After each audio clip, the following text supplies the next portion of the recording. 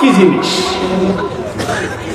তাগুতের ব্যাখ্যা নিয়ে বিভিন্ন জন বিভিন্ন রকমের বিভ্রান্তি ছড়িয়ে থাকেন। তাগুত এর সংক্ষিপ্ত ছোট্ট একটি ব্যাখ্যা দিয়ে আমি দ্বিতীয় পর্বে যাচ্ছি। ইমাম ইবনুল কাইয়িম রাহিমাহুল্লাহ তিনি বলেন, ওয়া তাওয়াগীতু কাসীরাতুন,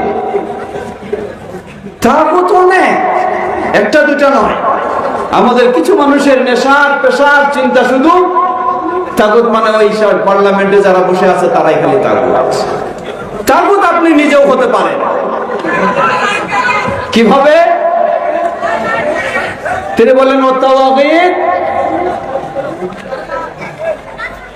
তাগুত হলো অনেক, তার মধ্যে প্রথম সেরা এক নম্বর তাগুত হলো ইবলিস। কে? ইবলিস।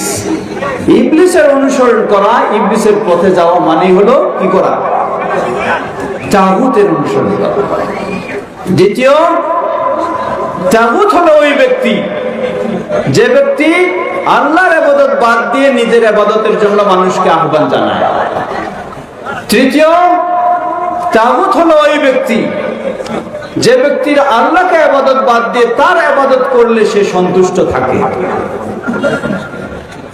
চতুর্থ তাগুত হলো ওই ব্যক্তি মান লাম ইয়াহকুম বিমা আনজালাল্লাহ, আল্লাহ সুবহানাহু ওয়া তাআলার বিধান অনুযায়ী যে ফয়সালা দেয় না সে হলো কি? তাগুত। আমরা শুধু এটা নিয়ে বেশি ব্যাখ্যা করি এবং আওয়াজ তুলি। আরে আপনি বলছেন যে ওই পার্লামেন্টে যারা আছে তারা আল্লাহর বিধান ছাড়াই ফয়সালা দিচ্ছে, এজন্য তাগুত বলছেন। আর আপনি একজন ব্যক্তি হিসাবে যে আকীদা পোষণ করেন, আপনার আকীদা কি আল্লাহর বিধান অনুযায়ী না সমাজের নিয়ম অনুযায়ী? বলেন তো এবার, আপনার আকীদা আল্লাহর বিধান অনুযায়ী না সমাজের নিয়ম অনুযায়ী?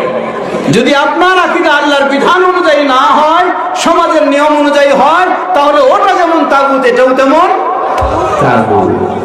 যারা আজকে বলি আল্লাহ সুবহানাহু ওয়া তাআলার বিষয়ে যে আল্লাহ রাব্বুল আলামিন নিরাকার, অথবা আল্লাহ সুবহানাহু ওয়া তাআলা সসত্তায় সর্বত্র কি বিরাজমান।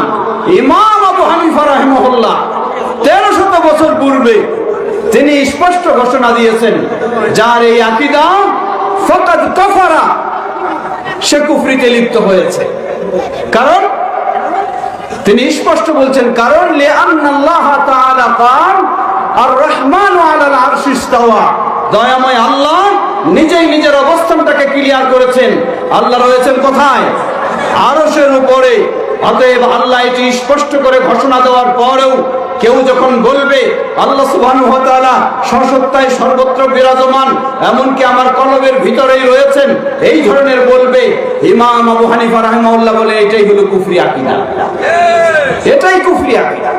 কারণ আপনার এই আকীদাটা আল্লাহর বিধান অনুযায়ী নয়। সুতরাং আপনার মাঝেও কি রয়েছে?